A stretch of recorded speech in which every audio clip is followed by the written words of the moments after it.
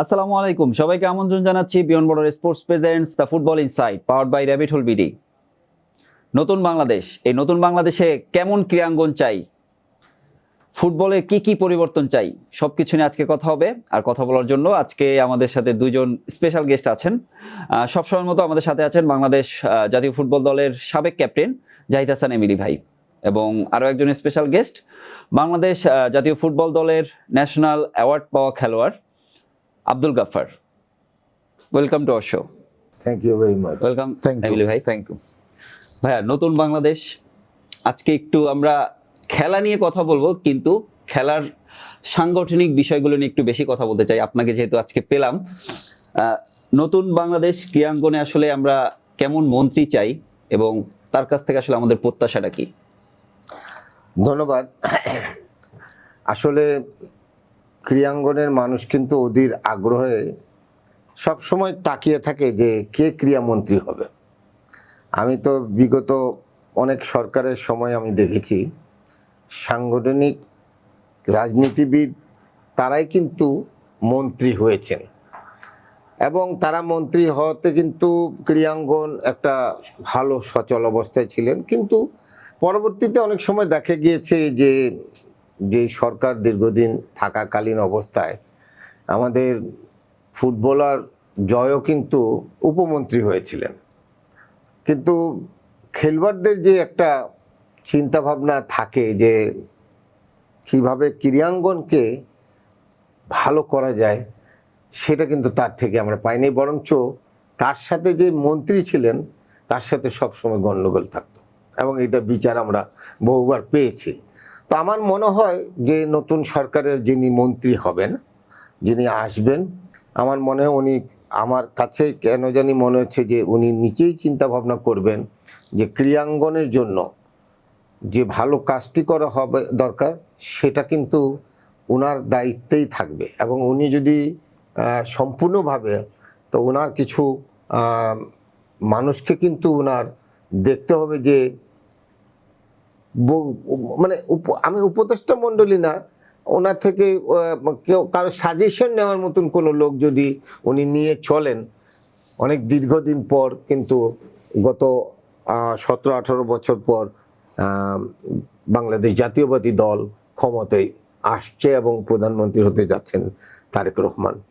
সেক্ষেত্রে আমি মনে করি ক্রীড়াঙ্গন, কারণ তার বাবাও কিন্তু প্রেসিডেন্ট গোল্ড কাপ করেছিলেন, সেই সময় কিন্তু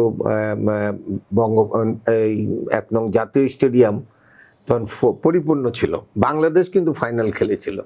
তো এইসব দিকে দেখতে গেলে কিন্তু আমাকে মনে হয় তারেক রহমান কোকো কিন্তু আবাহনীর বাসে করে খেলা দেখতে যেত।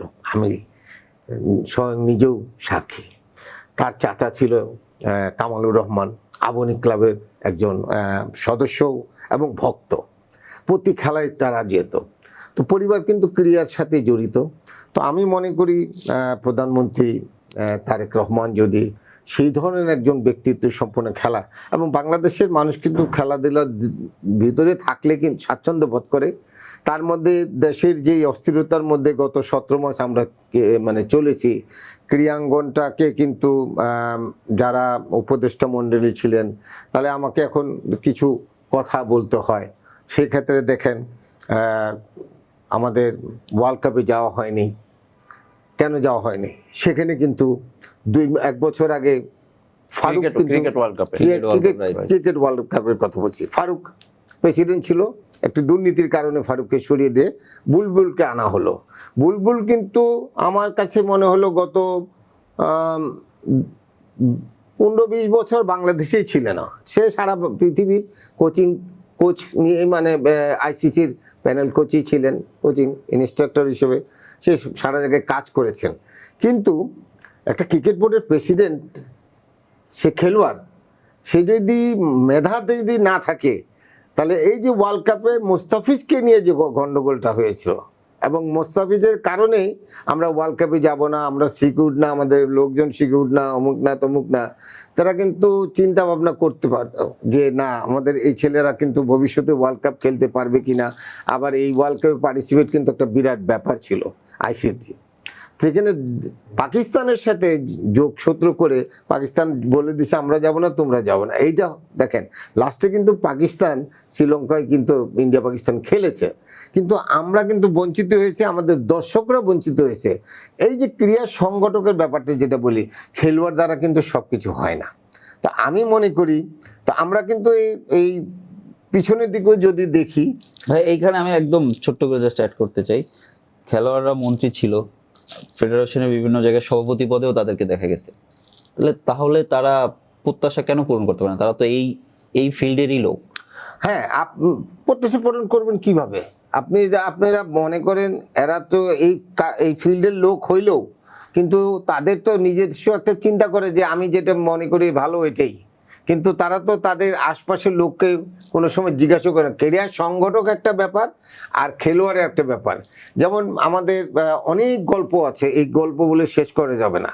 আমাদের ক্রীড়া পরিষদে একটা অ্যাডভাইজার ছিলেন, আমাদের মুক্তিযুদ্ধের দলের অধিনায়ক ছিলেন, তার সাইনবোর্ড খুলে ফেলে দেওয়ার পরে ক্যাপ্টেন এবং মেজরকে সেখানে আনছেন।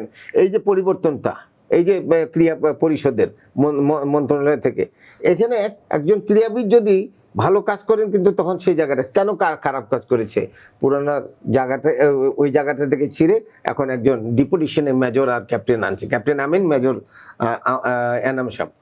এই পরিকল্পনা হলো ওদের কিভাবে স্টেডিয়াম ঘিরে এবং খেলাধুলার বাইরে যে কাজগুলি আছে সেগুলি। একজন অ্যাডভাইজার, একজন ক্রীড়া পরিষদে যদি আপনার সত্যিকার অর্থে ডিরেক্টর থাকতো, তাহলে সে বুঝতে পারতো। এখন আপনি দেখবেন একটা মাঠ বানানোর জন্য দল বলে চলে যাচ্ছে স্টেডিয়াম দেখতে। আমি আজকে দুঃখের সহিত বলবো, গত কয়েক বছর লাগছে 1 নম্বর জাতীয় স্টেডিয়ামকে পরিপূর্ণ করার জন্য। যে কষ্ট করে যেভাবে হোক, যেই সরকারি যে কাজ করুক না কেন, স্টেডিয়াম তৈরি করেছে। আপনি এখন যদি যান, এখন যদি আপনার ক্যামেরা নিয়ে যান, আপনি স্টেডিয়ামের আমি জানি না বাইরের কন্ডিশন, যদি ধুলার অবস্থা যদি দেখেন, এখন নিয়ম মাফিক ফায়ার সার্ভিস থেকে শুরু করে পানি দেওয়ার ব্যবস্থা, ওইটা পরিষ্কার করা, কিন্তু লাল বিল্ডিংয়ে বসে ওরা হুকুমদারি করতেছে, মাঠ কোনো রকম পরিষ্কার পরিচ্ছন্ন না, কিংবা গ্যালারি ঠিক মতন চেয়ারগুলি এত দামি দামি চেয়ার লাগিয়েছে, পরিষ্কার পরিচ্ছন্নতা করে কিনা, এসব যদি না সঠিকভাবে হয়, তাহলে আপনি স্টেডিয়াম অবকাঠামোর দিকে আমাদের নজর, কিন্তু তাদের নজর কিন্তু ক্রীড়া অঙ্গন কিভাবে ভালো হবে সেটার দিকে কারো নজর নেই। যদি সেখানে একজন ক্রীড়া ব্যক্তিত্ব মানুষ যদি থাকতো, সেই উপকারটা হবে। আরেকবার তাহলে আসে আরেক জায়গায়, আপনি হয়তো বলবেন সেখানে সালাউদ্দিন সাহেব ছিলেন। সালাউদ্দিন সাহেব যেখানে ছিলেন 16 বছর 17 বছর, উনি কোনোদিন চিন্তাই করেনি যে কিভাবে ফুটবলকে এগিয়ে নিয়ে যাবেন। সারা বাংলাদেশে ফুটবল হচ্ছে না, কিভাবে ফিফা থেকে টাকা আনবো, কিভাবে এক্সপি থেকে টাকা আনবো করে, কিন্তু ফুটবলটাকে লাস্ট পেরেক মেরে চলে গেছেন। এখন যারা আছে ওরা তো হিমশিম খাচ্ছে। আমরা কি করতে যাচ্ছি শুনেন, আমরা ন্যাশনাল টিম নিয়ে চিন্তা করছি, বা পারিপার্শ্বিকতা ক্লাবগুলি যে কি করুণ অবস্থায়, প্রফেশনাল লিগের কথা বলছি, এগুলি থেকে আমাদেরকে বিরত থাকতে হবে অন্তত 5-7 বছর। যে আমরা আমাদের নিজের অবকাঠামো ঠিক করব, যে কিভাবে খেলোয়াড় আসা যায়, কিভাবে ডিস্ট্রিক্টে খেলা যায়, কিভাবে স্কুলে খেলা যায়, কিভাবে কলেজ খেলা যায়, প্লেয়ার তৈরি করতে হবে। পাইপজলে যদি না থাকে, 5টা বিদেশি 6টা বিদেশি, এখন আমরা বিদেশি কোন দেশের জন্মগত বিদেশি আছে তাদের নিয়ে ন্যাশনাল টিম করব, এইটা নিয়ে আমরা ব্যস্ত। তাদের ন্যাশনাল টিম করলে আমাদের এই মানুষের হ্যাঁ আসবে, আমাদের যে ইসের প্লেয়ারটা হামজা আমাদের হাইপ তুলে দিয়ে গেছে, কিন্তু এই হাইপটাকে ধরে রাখতে হবে। যদি ধরে রাখতো তাহলে আমাদের ফুটবলের জন্য ভবিষ্যতে ভালো হতো, কিন্তু এই হাইপটা আমরা ধরে রাখতে পারি নাই। সালাউদ্দিন সাহেব যেই কাজ করে গেছে, এখনো এই সেই সেম কাজে যাচ্ছে। আজকে 3-4 মাস 5-6 মাস ফুটবলের ক্লাবগুলি তাদের ক্ষতিগ্রস্ত হচ্ছে, কোনো টাকা পাচ্ছে না, কোনো কিছু পাচ্ছে না, এবং প্র্যাকটিস করাচ্ছে, টিম খেলাও হচ্ছে না। ক্লাবগুলো নিয়ে আসবো, যেহেতু এই যে বিদেশি খেলার কথা বললো ভাইয়া, এমলি ভাই, মানে এই লাস্ট 1-1.5 বছরে তো আমরা খুব একটা হাইপ দেখলাম, বিদেশ থেকে প্লেয়াররা আসতেছে, খেলতেছে। এই নতুন বাংলাদেশ আসলে আপনি বাংলাদেশ ফুটবলে কি পরিবর্তন দেখতে চাচ্ছেন সামনে? ধন্যবাদ আপনাকে। আমার মনে হয় যে গাফফার ভাই সবগুলি ব্যাপারে কিন্তু টাচ করে গিয়েছে, মানে এখানে আসলে নতুন করে বলার কিছু নেই। বাট আপনি যদি দেখেন নির্বাচনের আগে মানে যারা এখন দলীয় মানে যারা সরকার গঠন করেছে বিএনপি আর কি, সেখানে কিন্তু তাদের ইশতেহারে একটা বড় অংশ ছিল স্পোর্টস, এবং তারেক রহমান কিন্তু নিজেই কিন্তু স্পোর্টসের ব্যাপারে কিন্তু আলাদাভাবে স্পেসিফিক ভাবে প্রত্যেকটা সমাবেশে সে বলেছে। তো এইটা কিন্তু একটা পজিটিভ দিক, হ্যাঁ, যে সে নিজের একজন প্রধানমন্ত্রী হয়েছেন এবং সে স্পোর্টসকে একটা অন্যান্য উচ্চতায় নিয়ে যেতে চান, সেটা কিন্তু তার ইশতেহারের প্রত্যেকটা বক্তৃতাতে সে বলেছেন। এবং সেটাও বলেছেন যে খেলাধুলাকে পেশা হিসাবে যাতে মানুষ নেয়, সেইটা আমরা সেই ব্যবস্থা আমরা করে দিব। তো এইটা যেহেতু একজন প্রধানমন্ত্রী বলেন, তখন তো আসলে অবশ্যই আমরা আশা দেখতে পারি যে আমাদের ক্রীড়াঙ্গন বা স্পোর্টস বা আমাদের ফুটবল একটা ভালো জায়গায় যাবে। এবং সেটার জন্য কিন্তু আপনি জানেন বিগত দিনে যেটা হয়েছে যে আপনি যদি প্রত্যেকটা ফেডারেশন সরকার থেকে সাপোর্ট না পায়, আপনি কখনো ওই দেশের স্পোর্টস ডেভেলপ হবে না।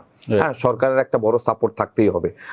তো আমি আশা করি এবার স্পোর্টস মন্ত্রণালয়ে যারা আসবে তারা প্রত্যেকটা ফেডারেশনকে আসলে ওইভাবে তদারকি করবে, যার কারণে আমাদের প্রত্যেকটা স্পোর্টস ডেভেলপ হয়, প্রত্যেকটা গেম আমরা যেন ইন্টারন্যাশনাল পর্যায়ে ভালো করতে পারি। তো সেইখানে এটা তো অবশ্যই অ্যাজ এ প্লেয়ার হিসেবে আমার আশা থাকবে।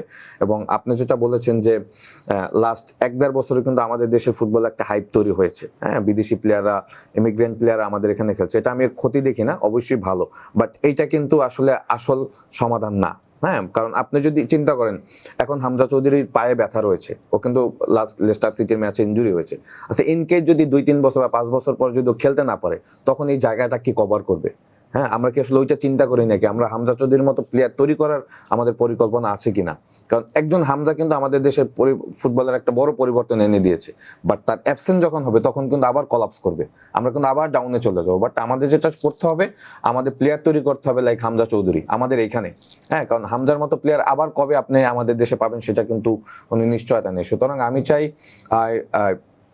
Sports ministry, Bangladesh football federation একটা যৌথভাবে এমন একটা প্ল্যান করুক যে প্ল্যানের মাধ্যমে আমরা কোয়ালিটি প্লেয়ার তৈরি করতে পারি। এটার মান হলো যে গ্রাসরুট লেভেলটা আমরা এমনভাবে স্ট্রং করব, পাইপলাইনটা আমরা এমনভাবে স্ট্রং করব যেখান থেকে আমাদের প্রচুর কোয়ালিটি প্লেয়ার আসবে।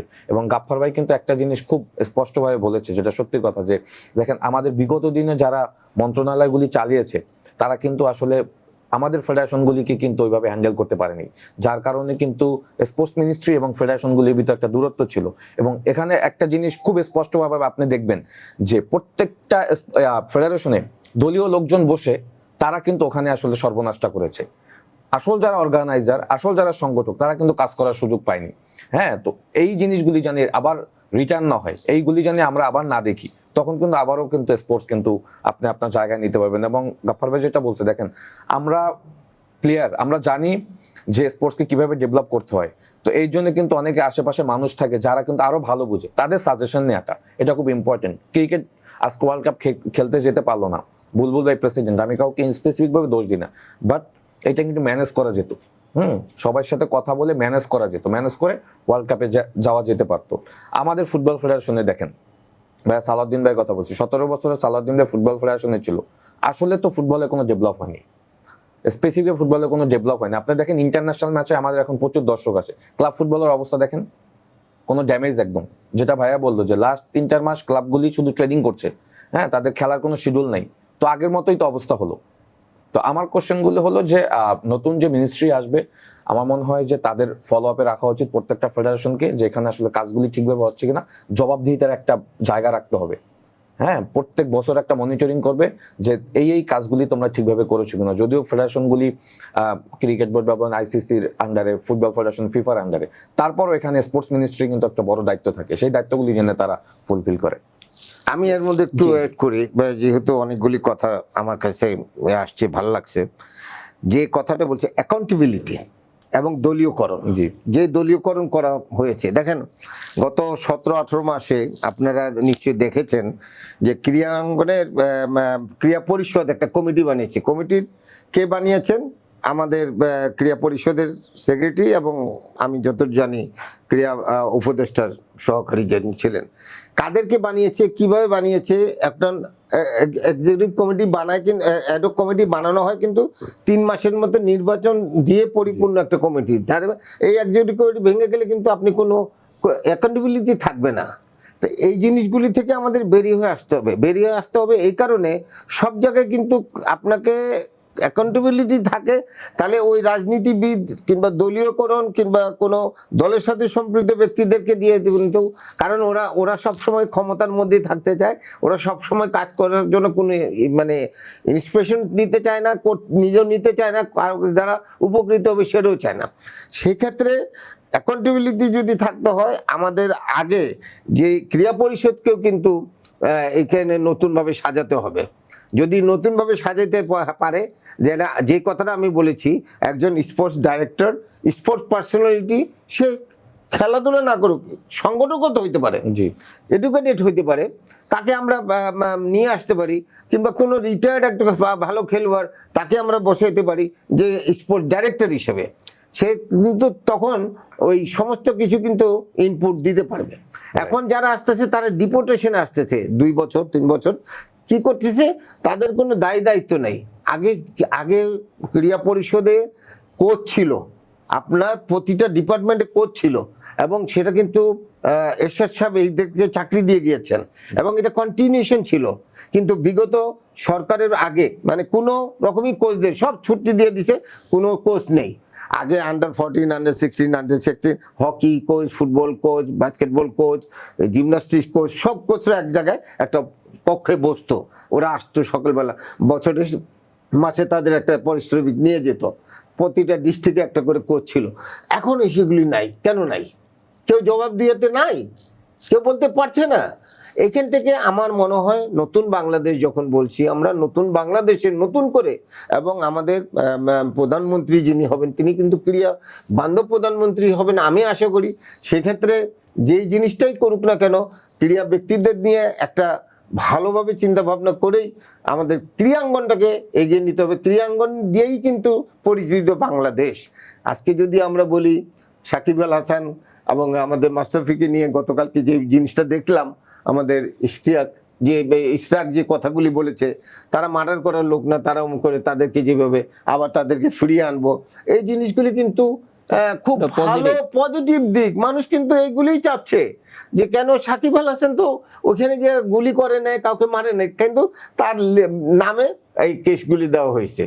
তো এখানে আমাদের দেশও বঞ্চিত হচ্ছে, খেলোয়াড়ও বঞ্চিত হচ্ছে, তার দেখা দেখি অন্য খেলোয়াড়ও কিন্তু উঠে আসছে না। রাজনীতি কিন্তু ক্রীড়াঙ্গনে ঠিক করা হবে না। রাজনীতিতে যদি ঢুকে যায় তাহলে এটা খুব খারাপ দেখা হবে। আমরা যদি লিগগুলো নিয়ে কথা বলছিলাম, বাংলাদেশ ফুটবল লিগ, তো বাংলাদেশ ফুটবল লিগের দিকে যদি তাকাই, দর্শকের একটা শূন্যতা দেখা যায়। আমরা যদি আবার দেখেন, আমি যদি একদম গ্রামের ছোটখাটো টুর্নামেন্টের কথা বলি, বিল্ডিং এর ছাদে, গাছের ডালে, মানে দর্শকের অভাব নাই।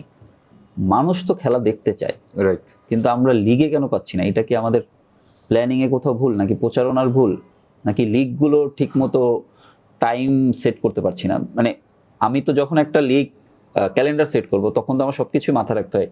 এরকম নির্বাচনের জন্য লাস্ট 1 মাস মনে হয় খেলা বন্ধ না, 1 মাসেরও বেশি, 1 মাসেরও বেশি। তো ক্লাবগুলো তো ক্ষতিগ্রস্ত হচ্ছে। অবশ্যই মেইন পয়েন্ট আসলে প্রবলেমটা কোথায়? প্রবলেম হলো, দেখেন আপনি যেটা বলছেন যে গ্রামে একটা যদি ছোট ম্যাচও হয়, সেখানে কিন্তু কোনো জাতীয় পর্যায়ের প্লেয়াররা খেলে না। হ্যাঁ, নর্মাল সেকেন্ড বি লিগ বা ফার্স্ট ডিভিশনের প্লেয়াররা খেলে, বাট দর্শকের কিন্তু কোনো কমতি থাকে না। প্লেয়ারকে কেউ চিনে না, কিন্তু খেলা দেখার জন্য মানুষ আসে। আবার আপনি যদি লিগে দেখেন, সেখানে কিন্তু আমাদের জাতীয় দলের প্লেয়াররা খেলে, আমাদের ফরেন প্লেয়াররা খেলছে, বাট কোনো দর্শক নাই।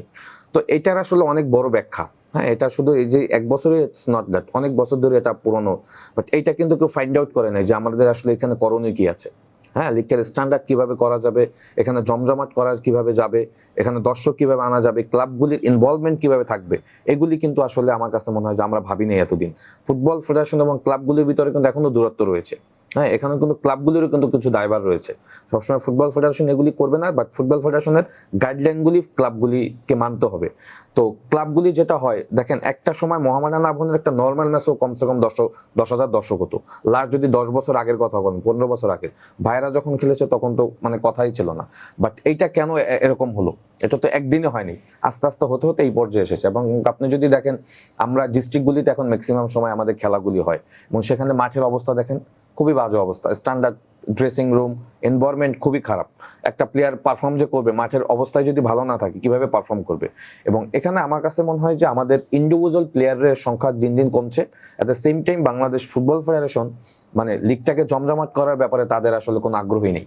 হ্যাঁ, আপনি যদি ব্রডকাস্ট দেখেন, তারা যে খেলাগুলিকে ব্রডকাস্ট করে সেখানে যদি সে প্যানেলটা দেখেন, মানে দেখতে আসলে মানে আমি কি বলবো, মানে খেলা সেটা আটকে যাচ্ছে মাঠের মানে কোনো সিনারিটা মানে এত বাজে দেখা যায়। তো এইসব কারণেই কিন্তু ওখান থেকে মানুষ মুখ ফিরিয়ে নেয়, মানুষ কিন্তু খেলা দেখতে যায় না এই ডিজিটালের যুগে ডিজিটালের যুগে। হ্যাঁ, তো সেখানে আপনি দেখেন মোহামেডান আবাহনী কবে ম্যাচ খেলবে, বসুন্ধরা কিংস আপনার আর একটা দলের সাথে কবে ম্যাচ খেলবে কেউ জানে না, কোনো শিডিউল নাই।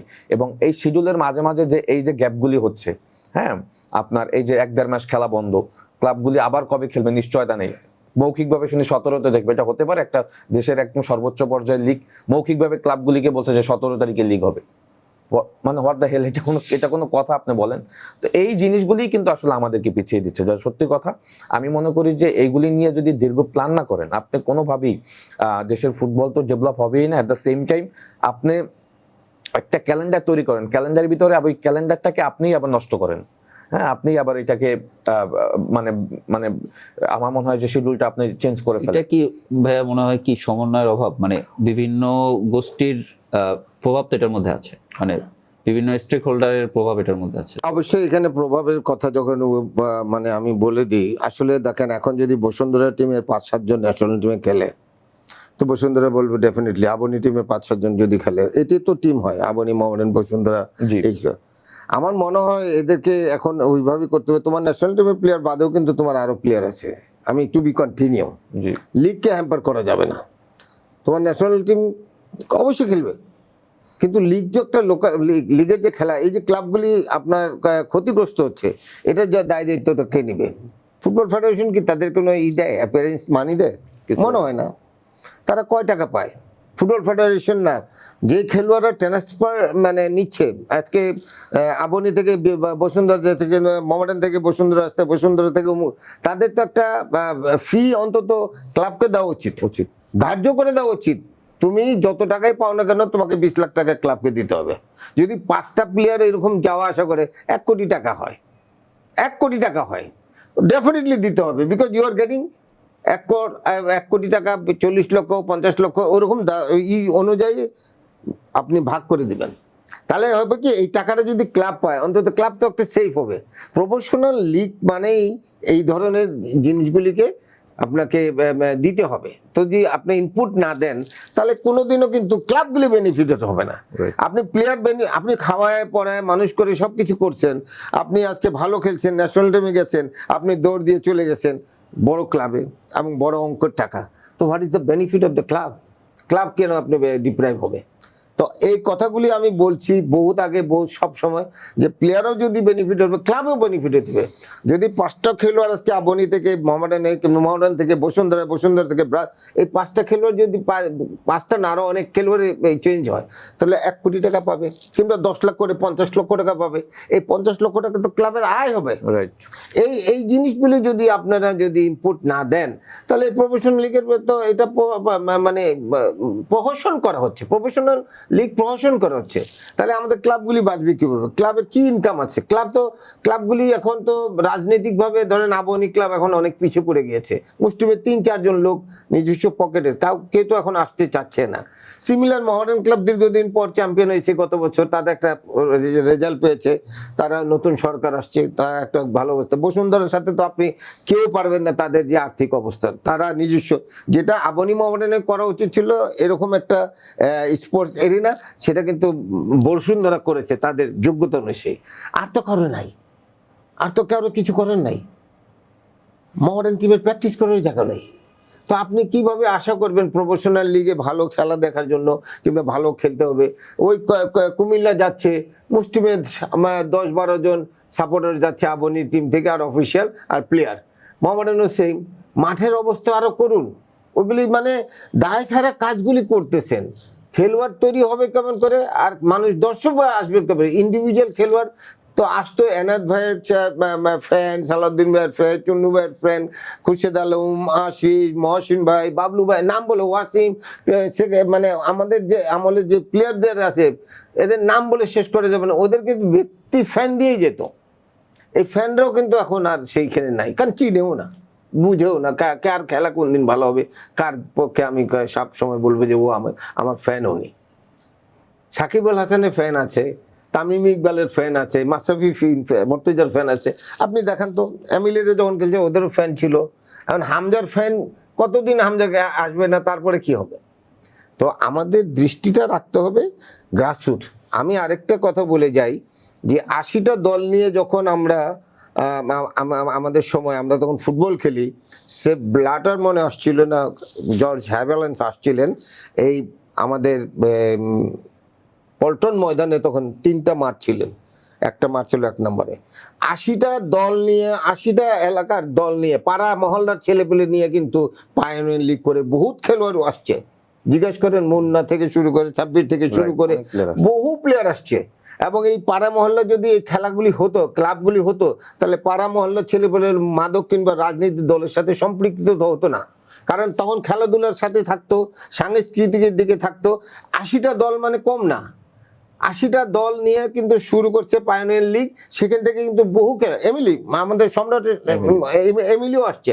তো এই যে খেলোয়াড়গুলি কই থেকে আসছে, তখনকার সাংগঠনিক দক্ষতা ছিল এবং তারা চিন্তা করছে পায়োনিয়ার লিগ, এবং ফিফাই আমাদেরকে সেই দিয়েছে। কিন্তু এখনকার ফিফা যেটা করতেছে প্রফেশনাল লিগ, $1.2 মিলিয়ন কিংবা $500,000, এরা আমরা মানে গত 18 বছর আমরা দেখছি বিদেশে যাওয়া আসার খরচ ছাড়া ওইটা কিন্তু ছিল কিন্তু টাকাটা development, how to develop your youth football.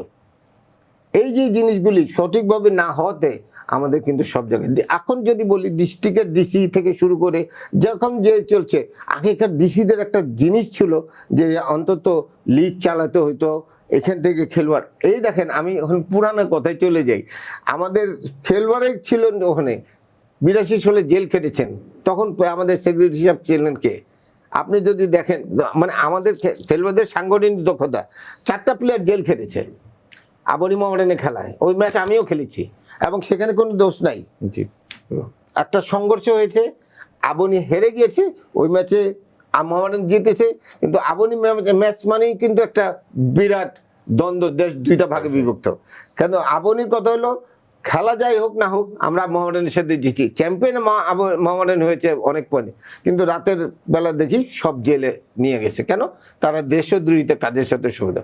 সেখানেও কিন্তু যিনি আমাদের সেক্রেটারি ছিলেন তারও দায়িত্ব ছিল যে প্লেয়ার কেন জেলে যাবে, জাতীয় পার্টি সরকারের সময় জেলে গিয়েছে, তো প্লেয়ারদের তো ওখানে কোনো দোষ ছিল না। এবং সেই ক্ষেত্রে মানুষ সমর্থকরা কিন্তু মারামারি করেছে, কিংবা ওই যে ফেন্সিং ভাঙছে, লাইট পোস্ট ভাঙছে, কেন? জিদে রক্তক্ষয়ী, মানে তাদের রক্তক্ষরণ হচ্ছে, আবরি অত দূর যেতে পারতেছে না, রাত্রে 12টা পর্যন্ত টিম এখানে।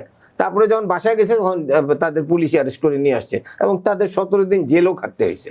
তো অনেক কিছুই আছে কিন্তু, তো এইগুলিকে ফিরিয়ে আনতে হলে আমাদের নতুন বাংলাদেশে নতুন করে যিনি প্রধানমন্ত্রী হবেন তারও কিন্তু এখানে অনেক কিছু, এবং ক্রীড়ামন্ত্রী সবাইকে সমন্বয় করে সুন্দর চিন্তা করে এগোতে হবে। যারা সাংগঠনিক দক্ষতা আছে তাদেরকে নিয়ে কাজ করতে, যদি আপনি মানে রাজনীতির অঙ্গনে যদি জড়িয়ে দেন সে করবে, তাহলে কিন্তু হবে না। এমিল ভাই, একটু নারী ফুটবলের দিকে যদি একটু আসি, অনেক কিছু নিয়ে আলোচনা হলেও একটা জিনিস বাকি আছে। এফসি নারী এশিয়া কাপের অনুশীলন চলছে।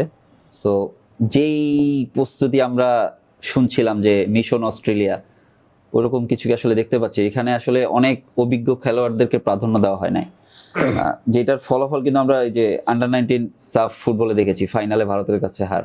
সো নতুন প্লেয়ার দিয়ে কি আসলে বড় টুর্নামেন্ট জেতা যায়?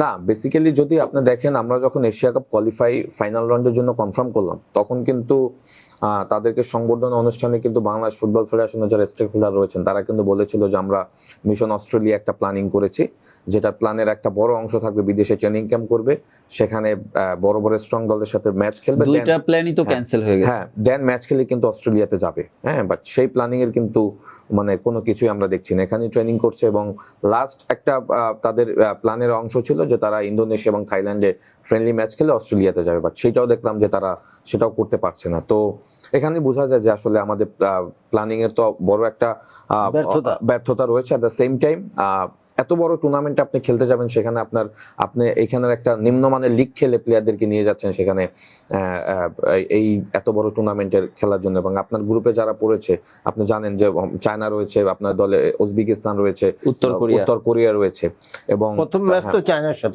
চায়নার সাথে 3 তারিখ। সুতরাং সম্বন্ধ নাই। সুতরাং এইটা আপনি কিভাবে হ্যান্ডেল করবেন এটা কিন্তু আসলে সময় বলে দিবে। বাট প্রিপারেশনটা যেভাবে হওয়া উচিত ছিল সেটার আসলে কোনো কার্যক্রমই আমরা দেখতে পাইনি। এবং এটাতে আমি যতটুকু জানি যে মেয়েরাও আসলে এখানে তারাও কিন্তু আনহ্যাপি, তারাও কিন্তু এখানে খুশি না। এবং যেটা সত্যি কথা ব্যাপার যেটা হলো যে এখানে কিন্তু এই ম্যাচগুলির উপর অনেক কিছু ডিপেন্ড করতো। আপনি যদি 3টা ম্যাচের একটা ম্যাচও জিতেন, আপনি পর অলিম্পিক খেলার সুযোগ পেতেন।